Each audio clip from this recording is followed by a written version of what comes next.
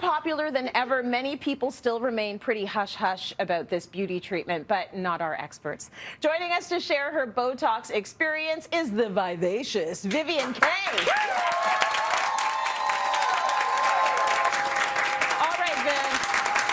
I was peeping your Instagram and I saw you posted about getting Botox. I've never been so invested in a journey. Like, how did this experience come about? Okay, so at the end of November, I was turning 45. So I was doing 45 things that I don't regret at 45 years old. And I loved that series too. Yes, thank you. Good. Thank you. So this nurse, a registered nurse, her name is Grace, so Grace Carte, she reached out to me and said, I want to be one of your 45 things. So it wasn't planned. Okay. It wasn't planned. So then I said, okay, well, girl, what do you want to do? And she's like, oh, you know, maybe some preventative Botox. Hey! I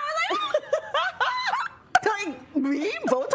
Like, what? Okay. What? But then, you know, I was like, let me hear her out. So we did a virtual consultation, we chit-chatted, and, you know, especially as women of color, we don't really see a lot of us doing Botox. So I was like, and she's a black woman. So I was like, Okay. There's something to be said for that when it comes to your skin as a black woman and who should be treating your skin. Yes. But you're absolutely right. We do not see black women getting Botox. You're actually the first black woman I saw getting Botox on Instagram.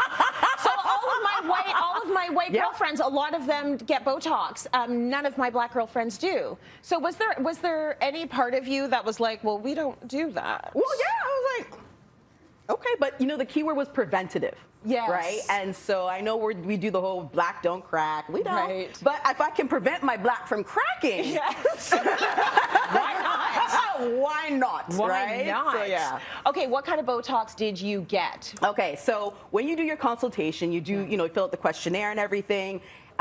Based on that questionnaire, a medical director then tells you what sort of Botox you get. Okay. And Botox is sort of like tissue paper. So there's different brands for different reasons. Right. And the one that I got was called Nucevia. Nucevia. Okay. And I got 45 units of it. Okay, I don't know what that means, but I want you to walk us through the appointment. So you went in. Was there any trepidation? Were you at all like, I'm a little anxious? I was a little anxious. I was a little terrified, right? Because it's not like getting a needle in your skin. It's getting a needle in your forehead. Right.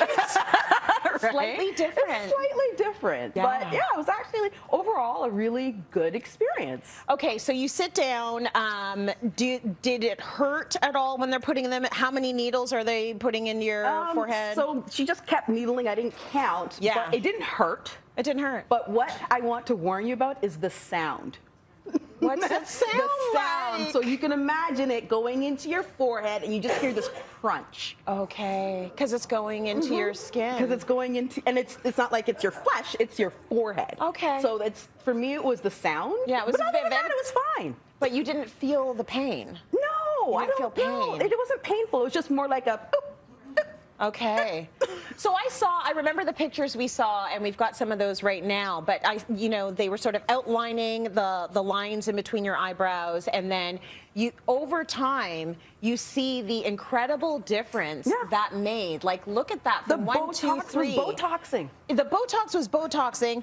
How long, first of all, are you happy with the results? I'm happy with the results. Like, I purposely told her I want to look like myself, because we all, we all have those negative, connotations of Botox, which is your face is frozen. I'm like, girl, I want to still be able to express myself. Because you are very expressive. Very expressive. You don't want to lose that. You don't want to lose that.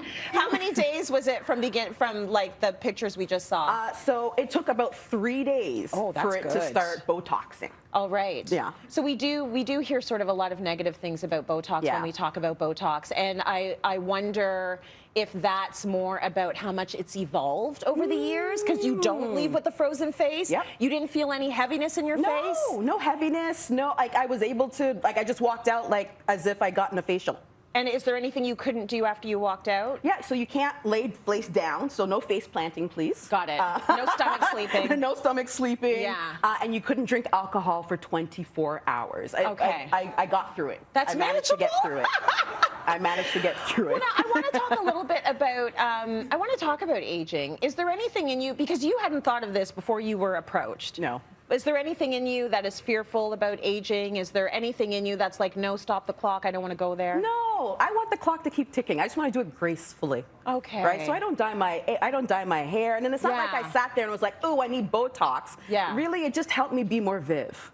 Yeah. If anything. So I think what I want to encourage us, women, especially in our 40s, to just naturally, age and not have to turn back the clock and try and be 25. Girl, you're not 25. Right.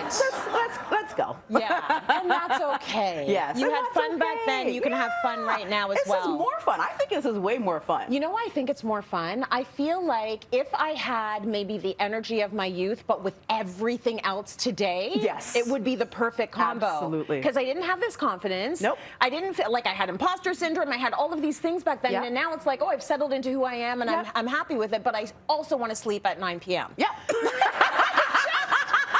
If I could just have the energy of the youth and the now. So let's talk a little bit about maintenance. So you went through the experience. Yep. You liked the experience. Loved it. Are you going to go back? And if you do, how often are you supposed to go back for a touch-up? So you go back every 3 to 4 months. So it lasts every 3 to 4 months, and I'm starting to. I think I could use some. Oh, you feel you can feel a little. Yeah, I could use some. Okay. But the maintenance is light. Like, it's honestly, you wake up and go. Okay, and how much are we talking about? Let's talk about the money, honey. $450 every time you go. Every time you go. So every quarter, okay. Yeah. All right, and does that vary from person to person? It does. It okay. does. So it just depends on how much Botoxing you need to Botox. Right. Yeah. Okay. Any message out there for women that might be hesitant because Botox has never been seen as #1 a black woman thing, or #2 something that will make you still look natural? You can still look natural. Yeah. And you know what, girl? If you want to do it, do it. Like, who's gonna stop you? It's your life. It's your life. YOLO, or whatever the kids are saying nowadays. That's something like that. Yes. Viv, thank you so much for sharing and for being so open about your journey. We love following it.